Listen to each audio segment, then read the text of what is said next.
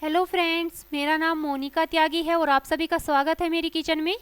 तो फ्रेंड्स, आज मैं आपके साथ कोई रेसिपी की वीडियो शेयर नहीं करने वाली हूँ। आज मैं आपके साथ एक ऐसी वीडियो शेयर करने वाली हूँ जो कि सर्दियों में आपके काफ़ी काम आने वाली है। फ्रेंड्स, मैं आपके साथ सर्दी और खांसी से बचाव के लिए एक दवाई की वीडियो शेयर करूँगी, क्योंकि मेरे घर में अगर कभी भी किसी को सर्दी या खांसी होती है तो मैं इसी दवाई को बनाती हूँ। और फिलहाल मैं इसे बनाने के लिए किचन में जा ही रही थी, तो सोचा क्यों ना आप लोगों के साथ भी इस वीडियो को शेयर करूं, ताकि इससे सभी को फ़ायदा हो सके। फ्रेंड्स, आप इसे बड़े हैं या बच्चे हैं सभी के लिए इस्तेमाल कर सकते हैं। कितनी भी पुरानी खांसी है तो आप इसका इस्तेमाल ज़रूर कीजिए। अगर आप अंग्रेजी दवाइयाँ खाकर भी परेशान हो चुके हैं तो भी आप इसे ज़रूर ट्राई करें। फ्रेंड्स, अगर आपको आज की ये वीडियो हेल्पफुल लगे तो प्लीज़ लाइक करें, कमेंट्स करें और अपने फ्रेंड्स के साथ भी शेयर करें, ताकि सभी को इसका फ़ायदा मिले। और मेरी इसी तरह की वीडियोस देखने के लिए आप नीचे दिए गए लाल रंग के सब्सक्राइब के बटन पर क्लिक करके मेरे चैनल को सब्सक्राइब करना बिल्कुल ना भूलें। तो चलिए बनाना शुरू करते हैं सर्दी और खांसी के लिए दवाई।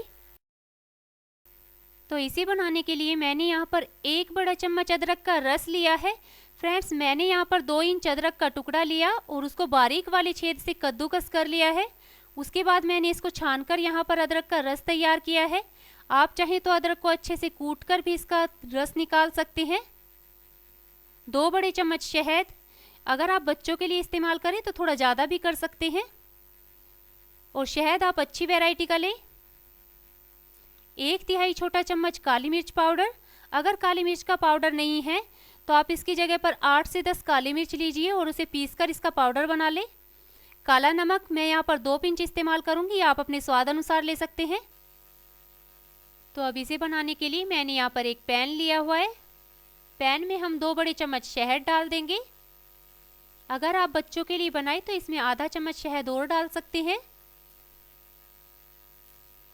अदरक का रस डाल दें, एक बार मिक्स कर लें इसे अच्छे से। काली मिर्च पाउडर डाल दें, आप चाहे तो इसमें अजवाइन भी डाल सकते हैं। काला नमक डाल दें। गैस ऑन कर दीजिए। अब इसे हम मिक्स करते हुए गैस का फ्लेम हम स्लो रखेंगे और 1 से 1.5 मिनट के लिए हम इसे अच्छे से मिक्स कर लेंगे। फ्रेंड्स, हम इसे मिक्स करना है, ना कि इसे पकाना है। ये देखिए, ये मिक्स हो चुका है, तो गैस का फ्लेम ऑफ कर दें।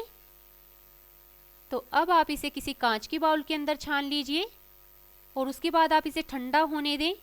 ठंडा करके आप इसे किसी कांच के कंटेनर के अंदर स्टोर कीजिए और 1 से 1.5 महीने के लिए फ्रीज में रख दीजिए।